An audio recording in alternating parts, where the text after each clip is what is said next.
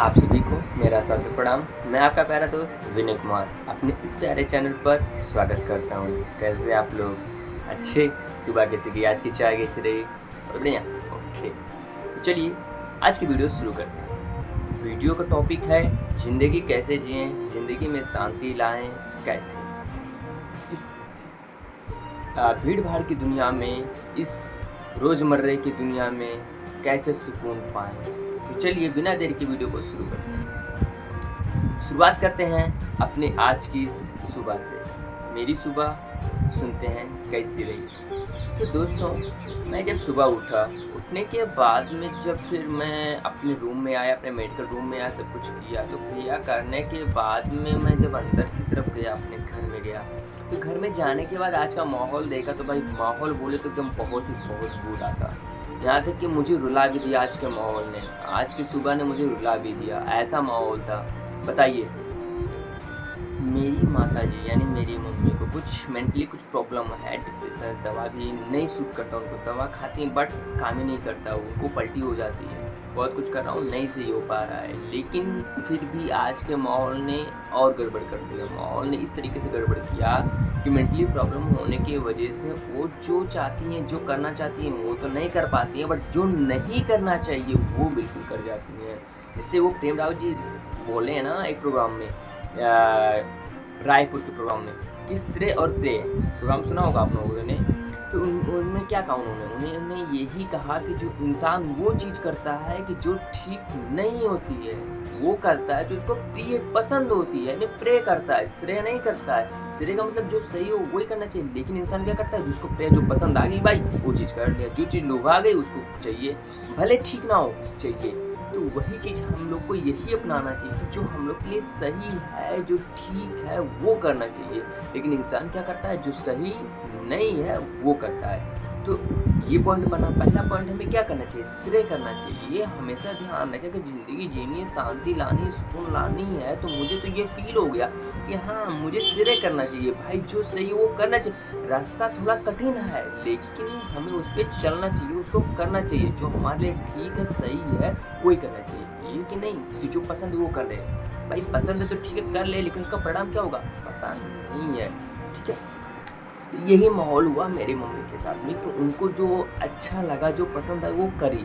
तो उन्होंने मतलब कुछ काम घर में देखा, तो अगर किसी ने वो काम नहीं किया, उनके मुताबिक नहीं किया, तो उस पर वो चिल्लाने लगी।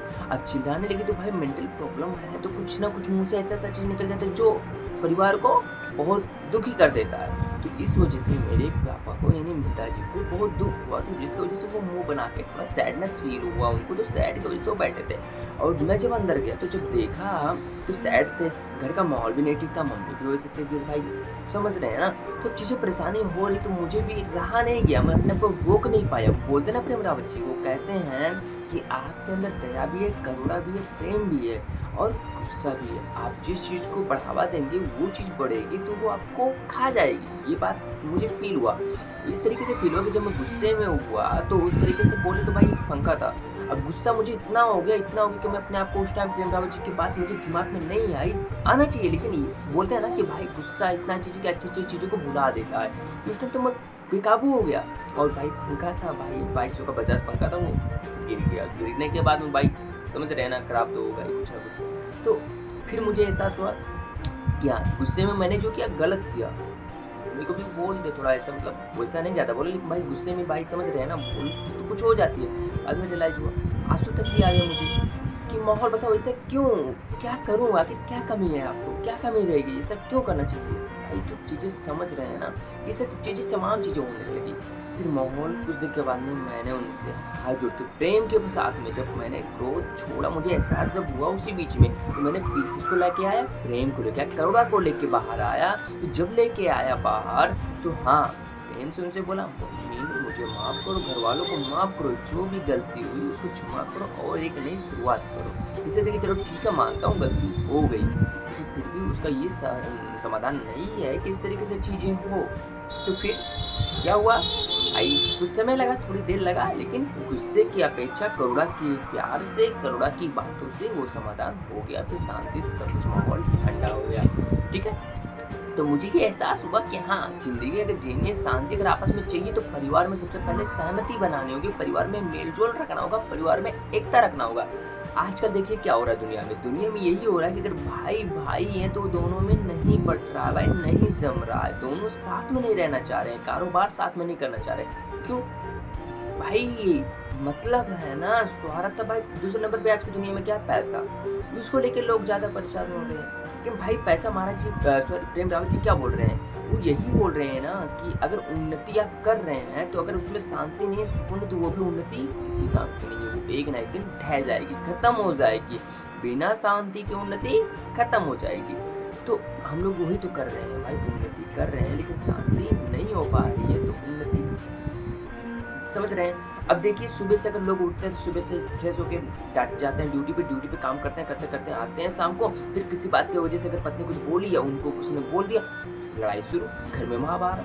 पहले प्रेम राव जी क्या कहते हैं, पहले एक महाभारत थी, अब घर घर में महाभारत हो रही है। तो उसी महाभारत को शांत करना तो हमें क्या लाना होगा अपने अंदर? सुकून, प्यार लाना होगा, शांति लानी होगी। इस वजह से परिवार में खुशी, एक दूसरा परिवार है, अपना परिवार है, मम्मी पापा पति पत्नी कुछ भी है, आपस में तो सब प्रेम की बोली बोली। जहाँ आपने खाना खाया, खाने में आपने बहुत अच्छा खाना बनाया, पत्नी भी खुश, पति भी खुश।